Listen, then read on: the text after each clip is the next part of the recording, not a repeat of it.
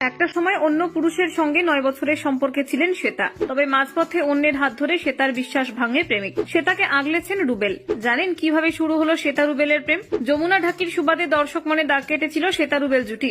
অনস্ক্রিনে সেই জুটির প্রেম পূর্ণতা পাচ্ছে রবিবার। 2022-এর দুর্গাপুজোয় রুবেলের সঙ্গে প্রেমের সম্পর্কে শিলমোহর দেন শ্বেতা। 2 বছরের মাথায় 7 পাকে বাঁধা পড়বেন দুজনে। রুবেল এখন শ্বেতার জীবন জুড়ে, কিন্তু একটা সময় অন্য পুরুষের সঙ্গে 9 বছরের সম্পর্কে ছিলেন অভিনেত্রী। তবে তার বিশ্বাস ভাঙে প্রেমিক। অতীতে এক সাক্ষাৎকারে প্রাক্তনকে নিয়ে শ্বেতা বলেছিলেন, কোনোদিনও তাকে ছেড়ে যাবেন না। নিজে ভালো থাকতে আর নিজের পরিবারকে ভালো রাখতে সেই সম্পর্কে ইতি টেনেছেন অভিনেত্রী। পুরনো প্রেমিকের সঙ্গে ব্রেকআপের জেরে ট্রোলের মুখেও পড়েছিলেন শ্বেতা। সেই সময় নায়িকার স্পষ্ট জবাব ছিল, তিনি প্রেমে ধোঁকা খেয়েছেন।